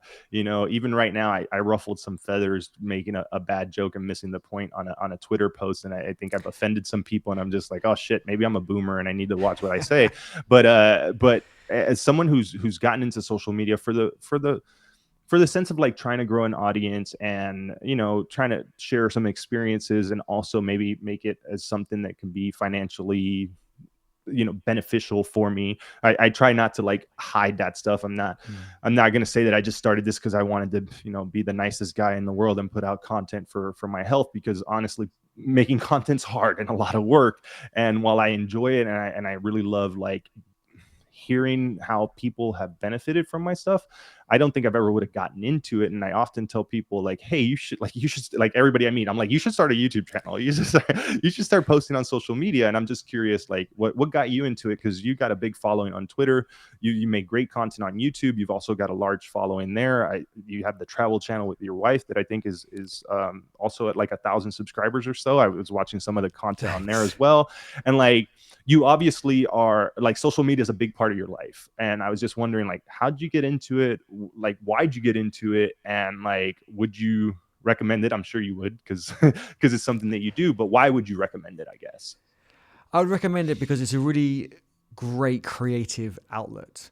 And it depends. I mean, some people use social media to kind of have that escapism and look at other people and go, oh, they've got everything, but I can just kind of flick through my feed and escape my life for the moment. If they're going to use it for that, I wouldn't recommend it.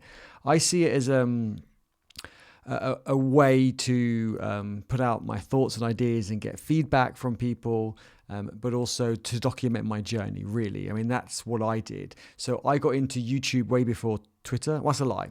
I was on Twitter for a long time, but I wasn't really on Twitter, as in I'd go to an event and I would take a picture from the crowd and just say at this event, and this would be like every few months or whatever. So I don't really count that using Twitter. So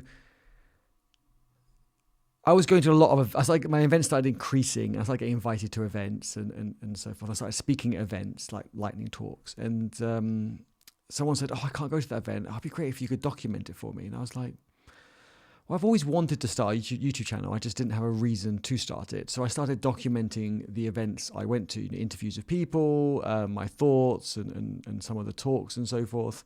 And that's how I started my YouTube channel, was hackathons and conferences and events and meetups and stuff like that. And then someone said, well, if you get the same questions asked over and over again, why don't you create videos of them? And that's when I started creating kind of tutorial videos on that type of content. And I was speaking at an event for a client, and they said, oh, how much do you charge if you tweet that you're giving a talk at this event? I was like, charge? It just seemed like really odd.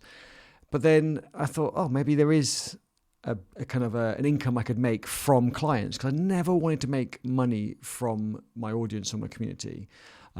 That is slightly changing. Last week, I did bring out a $2 digital download. So that's the first bit I'm charging. And then this week, probably a $10 markdown course that I'm just finalizing now with Sarah at the moment. So I'm starting to pivot slightly, but... So I thought, great. So then I started doubling down on Twitter, and I did double down for like a year. I started using a tool to get analytics to schedule my posts, so it's round the clock. And if I didn't have to think about, oh, it's 6 hours, I need to do a tweet and all the rest. So I really got organized. And then Twitter actually became our biggest earner, which was quite interesting. But all our eggs are in one basket with that. So we need to try and move that elsewhere, because, with all the layoffs last year, then DevRel as a service, kind of that's what we do, kind of reduced as well, and so forth. So we definitely need to diversify our income. But that's what I did. And I love Twitter because it's kind of like bite-sized content, and I can put out an idea and, people can, share their thoughts and feedback. I feel people are really honest on there as well, which I think is great. So yeah, that's probably how and why, I suppose. But I'm more than happy to dig deeper. So do let me know if there's any areas you want to dig deeper in. No, yeah. I mean, so I guess I use Twitter all wrong, and I don't know. I'm going through this existential social media crisis, I guess. And but your YouTube channel is massive. It's like so big.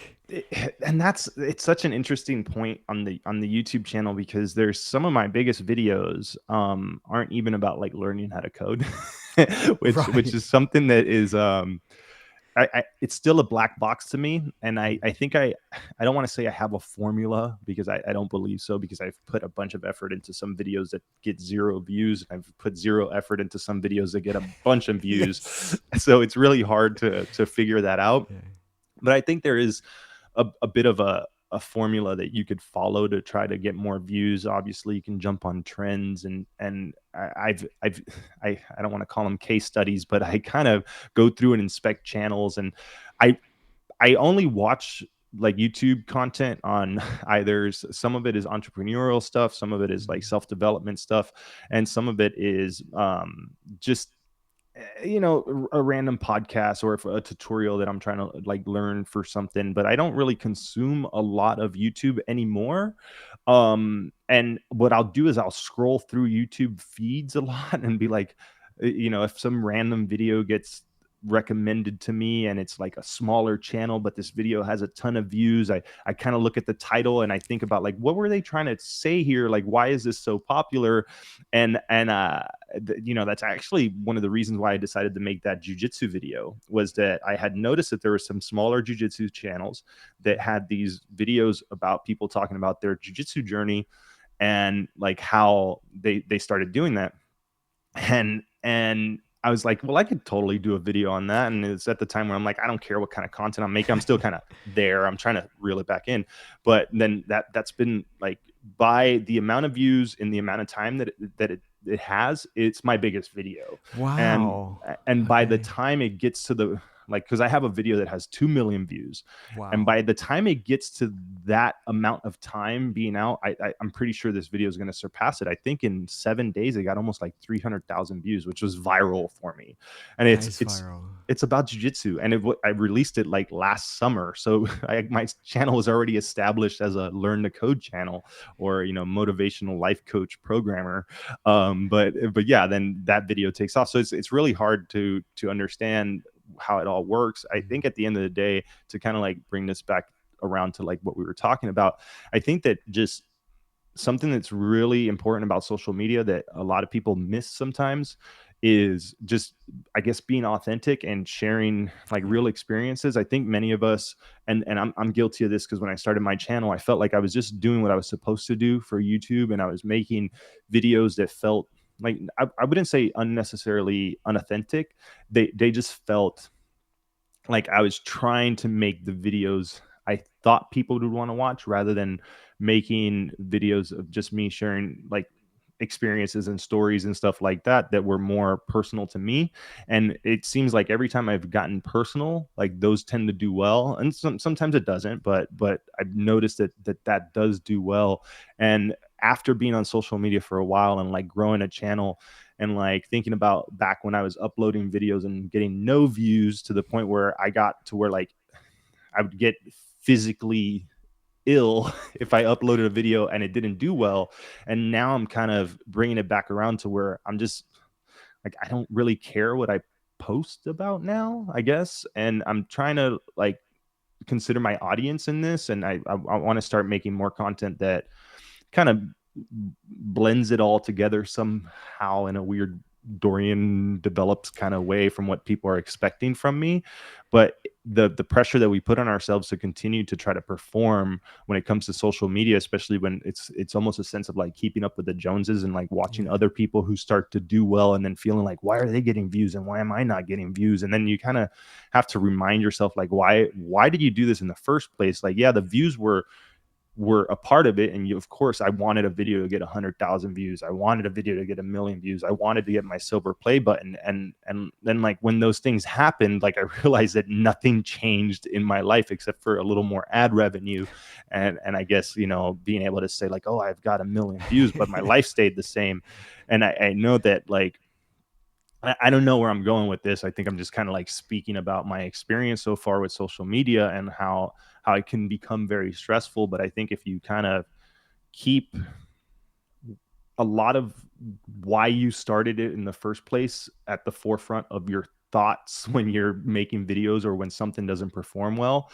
And I remember like I wanted to share my story, and I also wanted to try to like produce helpful content with occasionally just rambling like I do. And I think that's kind of what I'm doing now. And even though it might not be doing well, and I think what this all started with was that you seem to have a better plan with your content, and it almost seems like, well, I feel like On what Twitter, you maybe. want to do. On Yeah. Twitter, yes. On YouTube, probably not. So I think you have a better plan for your YouTube, maybe not for your Twitter. Whereas My I'm Twitter is a shit show. no, no, that's what I mean. Sorry. So I'm more focused on Twitter. So I have a bit of a plan for that and a strategy. And then I think my YouTube doesn't have one. And I'm saying I think your YouTube does, because you've done really well, and you do releasing videos every day now. I've noticed, and it's awesome to see those. Yeah, thank you. It's kind of been rough the last couple months, and I'm hoping to get in more of a cadence with my releasing. And I'm basically batch recording a lot on the Nice. weekends, and then my goal is to get like 3 to 4 videos batch recorded. Obviously, my videos have gotten a lot lower effort. I'm not trying to make these big elaborate videos. I might do a few of those while we're traveling, when I actually have footage.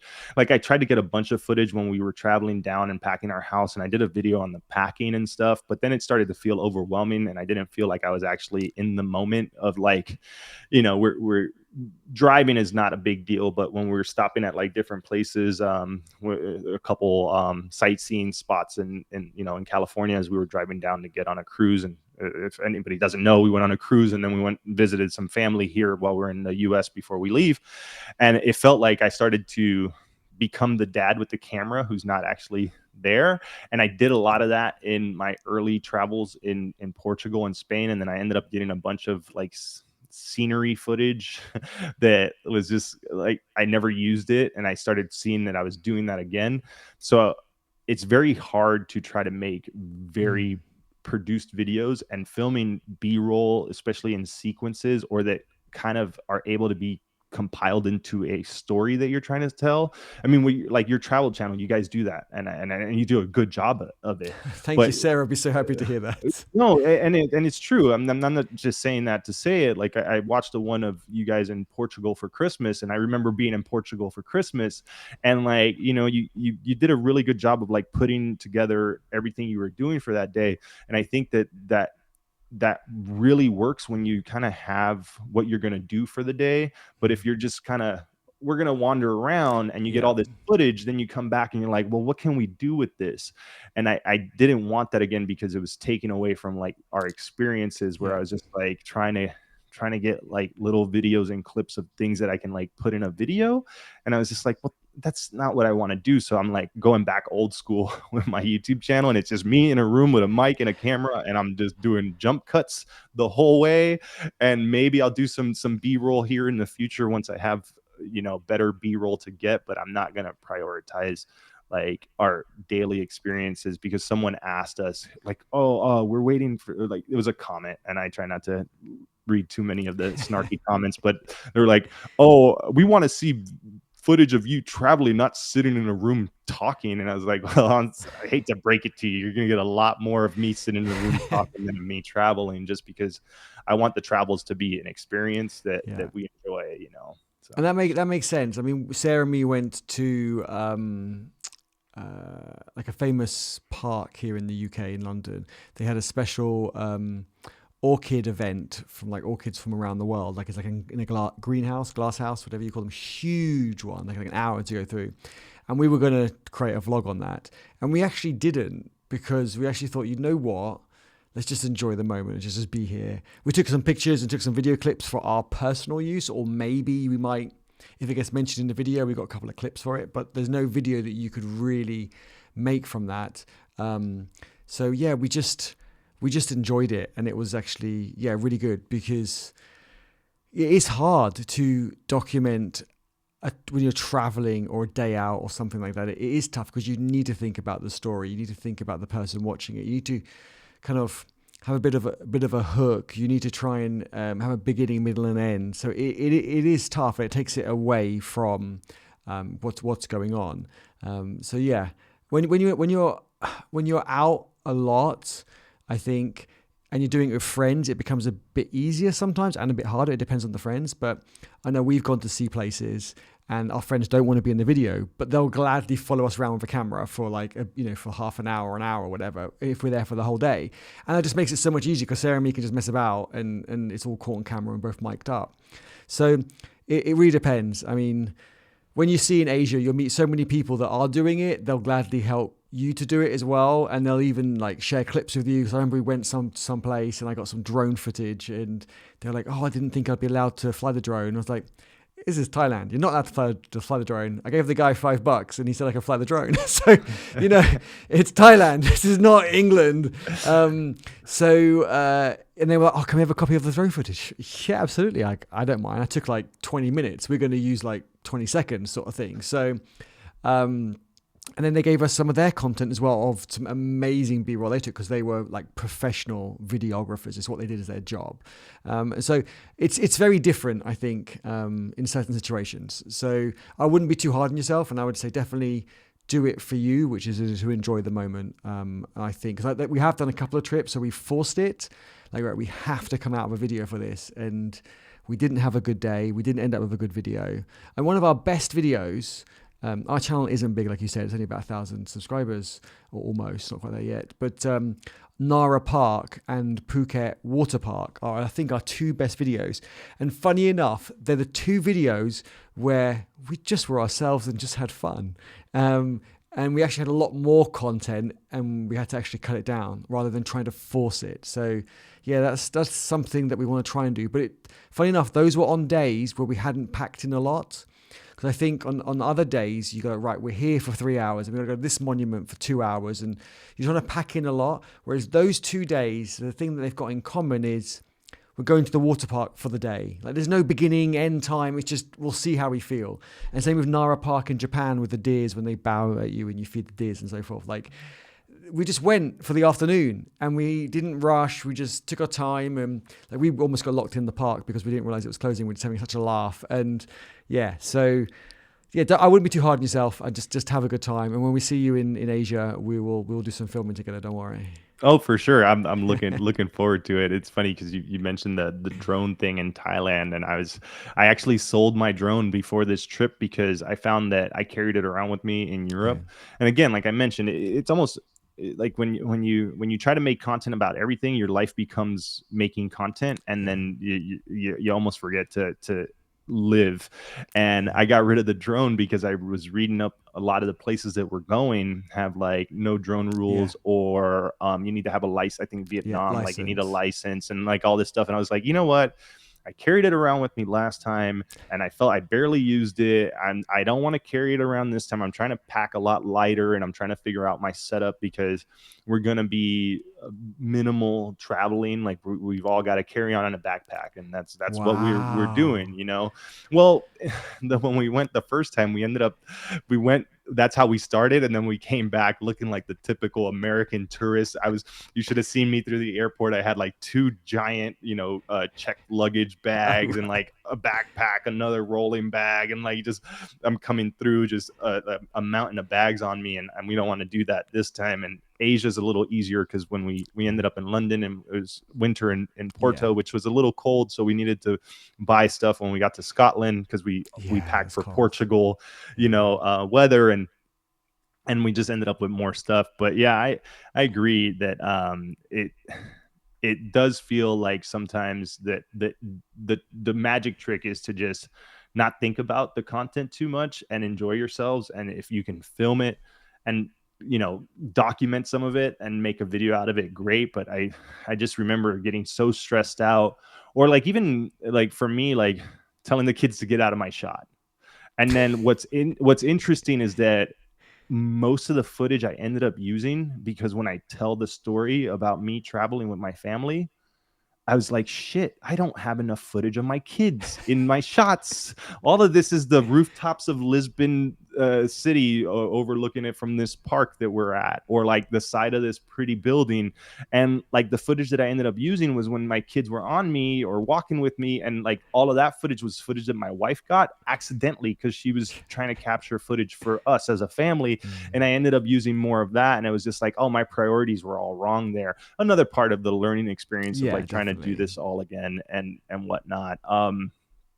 I don't want to take up too much more of your time, and I think I have a call at 11 that somebody booked No last night worries. for a coaching call. So I have, gosh, I feel like I have all the questions I asked you. I guess some tips for a family that's just starting out in Southeast Asia, since you've been there. You mentioned Thailand. We're starting off in Cambodia. We're going to Siem Reap first, and Awesome. then we're laying over at Bangkok for like 4 days from Siem Reap, and Nice. then going to Da Nang Awesome. afterwards, only because we couldn't fly directly from Siem Reap to Da Nang, and we Okay. didn't want to go to Hanoi first because Right. it's like it was going to be a crazy layover, and we were just like, well, let's go to Bangkok for a few days, see Bangkok because it's on our list of places to It's, do, it's, and then it's we can figure amazing. out if we want to go back. But what are Yeah. some things? I guess we were always worried about the safety and all that. Mm. How Asia, like are we doing the right thing by going to Asia as a family? Do you think that I guess that's the question for you? Let's just say after dark in London, I will not walk around with my camera. We arrived at like 1 a.m. in Bangkok, and I've literally got walking down the street, got my laptop in one hand and my camera in the other hand, taking pictures. And I've been doing that for like 15 years since we got married out there. Like Thailand is safer than England. Like it's safer than the US. It really, really is. It's going to be crazier, if that makes sense, but it is safer. So, I mean, you probably don't want this on your channel, so I'll tell you things maybe later on. But... but I don't. Okay. I'm good with anything. I'm not going to censor anything. So. Okay, cool. Well, I'll keep it, safe for work stuff. But like, there'll be certain shows people will be advertising to you, and big iguanas on their arm, like pet my iguana for like $1 or whatever. Like, there'll be lots of crazy things on, but you're definitely safe. So that's not a problem for you and your family. I mean, we've met so many families traveling around Asia for 6 months, a year, with kids. And it's just great to see where they settle and where they don't. And not because they don't, because certain places are bad, but they want maybe more facilities. So we loved Cambodia, but we felt Thailand had a bit more of like the Western facilities, let's say. But then Cambodia is probably more authentic to how maybe Thailand was 20 years ago and stuff like that. So it's kind of... Yeah, it's very safe, and Japan was super safe. I mean, we only did Cambodia for a few days, so I can't really comment too much on the safety stuff. But yeah, Japan we found amazingly safe. Thailand, I've never had a problem, and I've been going, like I said, for 15 years, and I've never had one thing. Yet here in England, I can probably tell you one thing a day that happens. I mean, there might not be major things, but there's still something. So yeah, and same in Bali, like it was super safe as well. I left my whole camera bag. I went to hire a motorbike, and I was so excited. I never forget anything, so I was very disappointed in myself. I never forget anything. I'm always like, right, I've got 2 bags with me. I must leave with 2 bags. But I got so excited as I went to this motorbike that I actually left my camera bag there, which I needed for work, and had probably like $5,000 worth of stuff. And the guy chased after me on a scooter to give it back to me. And I wanted to give him like $10 just to say, look, thank you so much. And he wouldn't even accept it. Like it's just so, I mean, I think if you go into the whole drug scene and some of that crazy stuff, I'm sure that whole scene's a bit different. But in terms of, being with the locals or the tourists or whatever, then it is just fine. Really, really is. It's more than fine. And that's why we love it over there so much. So in terms of tips, I would say do some of the tourist stuff, but then do some of the less tourist stuff, let's say, and have some of the authentic side. 4 days in Bangkok's probably not enough. You're definitely going to need a holiday afterwards. I've heard people say it's like kind of Vegas, but so it's very crazy, and there's a lot to do. If your wife says she wants to go shopping, or the kids or anything, take your laptop, because the shopping malls there are like towns. They're massive. Like, don't worry about food. They've got like one of them has a food court that is so big that they actually have multiple like rivers in it, and there are boats on the river. Like. Wow. Sarah goes to eat there, and because Sarah's so adventurous with her food and stuff, she'll go and we'll be there for ages because she'll be just trying different things and so on. And I just usually find a coffee shop and with my laptop. And the worst thing is when you get to the end of this shopping mall that's like super high tech, super modern, you have another shopping mall. And like it is just amazing. And they've just opened a new one which looks wonderful. So now there's 3 shopping malls next to each other, like a triangle of 3. But yeah, it's just so fun. Just be careful when crossing the road, like small accidents like that with a scooter or something happens. So things like that, just be careful. What else? Just do it. Just enjoy it, and try and like, I guess for you and everyone else watching, I was always the one like must stay in the resort, like must do like trips that are super organized by the hotel. Like, I don't know, my parents are getting in my ear, but after doing Bali, and there was like one trip we wanted to do, but it was so long. It was like, it's 3 days. I'm like, I just want to go for the day. I don't want to do 3 days of this trip, or it was a whole day. I think another one we wanted to do, it was like, start at 8 a.m. and then kind of go to 8 p.m. I was like, I just want to go for a few hours. It just seems too long. So we just started doing trips ourselves and exploring ourselves, like hiring a car, hiring a motorbike and so forth. And it was just amazing. Like, we would get lost at random places. People would just like, get us food and drink, or try and find some petrol because our scooter's running out of fuel and there's no petrol station for like, I don't know where we are. There's no phone signal or something. And everyone was just so cool. And it was just brilliant. And those are some of the best stories. I mean, Sarah's got much better memory than me, but some of our best stories are just kind of just going exploring by ourselves off the beaten track. Yeah, and we can't wait to do that again. We're already planning quite a few. So yeah, it's so fun. It really, really is an amazing experience. There's so many other countries we want to do as well. So yeah, got a huge list that we want to do and places to see. What else to say? I mean, internet is great over there. I mean, it's actually painful coming back from Thailand because the internet in Thailand is so fast. So I don't know. We think we have fast internet in England with like, I don't know, 500 megs down, 100 megs up. Like, I can upload in Thailand, so not even download, upload, which is usually the slower one, faster than I can copy off my memory card.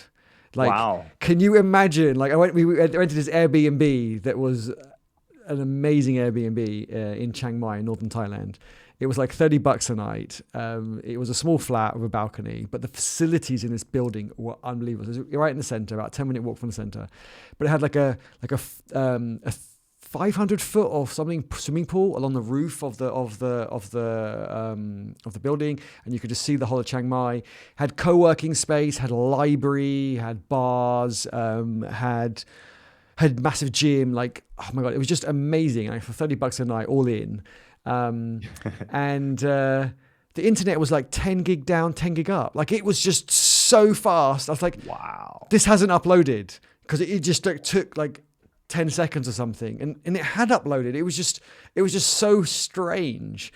So yeah, it was brilliant. Really good fun. Yeah, I could talk about it for ages, so I don't want to keep you. I know you got another call in 5 minutes. No. I'm enjoying this conversation because it's just getting me more excited for it, because the internet was a big thing I was worried about, and I don't know how it's going to be in Cambodia, but I have heard that it's really good in Thailand, and we are planning to check out Chiang Mai and Pai. I think is one of the places. Nice. Yeah, so we've got a big list, and we'll have to link up and we'll definitely chat more details. See where we're going to end up crossing paths. I guess before we end this, I want to just allow you like a shameless plug of anything you want to plug. I know that I just purchased your GitHub contribution guide that you put out. Thank you so much. You said you're going to put out the markdown. I've got a markdown course. Yeah, it was going to be like a 1-page PDF, but it's just really exploded into a whole course now. So I'm going to put it out this week. And if anyone stayed till the end and watched this until the end, then maybe we could do like a discount code or something for like, I don't know, 50 people or something, or 100 people. So yes, if you watch till the end, what's the message? Say, I don't know, Eddie, open source Eddie or something, I don't know. And then I know that message me, I know you've watched till the end, and I can give you a discount code. But yeah, so Sarah's reviewing it at the moment, and hopefully we'll get it out in the next couple of days. So I'm super excited about it. It's going to be super affordable again. I'm not doing any of these massive courses. I want to try and do micro courses, and I'm hopefully later I'm going to build a micro SaaS. So all these items are kind of building up for me to create content. I feel like I'm documenting my journey, and also building up to a SaaS, because I built a SaaS last year with Biodrop. Spent over a year on it full time, and it was a success. Got thousands and thousands of users, but financially it's not a success. It's actually making a loss. So because of the hosting costs and so on. So I learned a lot from that, and I learned I shouldn't try and build something too big. I was just trying to throw features in, thinking that added more value. And I think less is more, and keeping it more like focused and niche. So that's what I'm doing with my content, what I'm doing with my courses, my digital products, and my next SaaS as well. Gosh, I feel like we could keep talking forever, because I have recently experienced that same thing with the thing that I'm building, with my wife's idea, or our idea, and same thing. I've just been dumping features into it. We don't even have a single real user yet, and but I think that we should just have another conversation, because there's a lot of entrepreneurial SaaS and like there's other things that I want to get into with you, because this was kind of more of an introduction for myself and people watching, because we haven't had this first conversation yet. And I think that there's a lot of things that you and I are kind of like working on that are similar, and I pick your brain for forever and and we can keep this conversation going forever. Where can people find you on your socials? Twitter and YouTube. Do you want to give the exact handle there? So if people go looking for you, I'm going to link it in the chat as well, but just in case. Thank you so much. Yeah, everything's under my name. So Eddie Jaoude on Twitter, Eddie Jaoude on YouTube. Sarah and my channel for traveling is Eddie and Sarah Explore.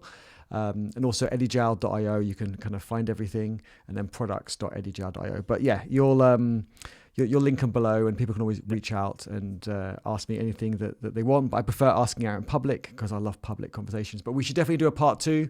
Happy to do that on my channel if you prefer. Yeah, definitely. I think that's a really good discussion because I got so many questions for you as well. So I look forward to it. I'm totally happy exchanging interviews. Awesome. And even if it's not recorded, like I genuinely had a good time asking you questions. I had a lot of questions that I had asked, and I feel that we could have gone into so many different areas on the things that we talked about that I really do feel like I could talk forever with you. But it's crazy. It already has been 2 hours. Hasn't felt that way. Wow. But yeah, thank you for coming on, and I look forward to chatting with you again. Sounds good. Thank you so much, Dorian. I really appreciate it. Yeah. Let me end this recording.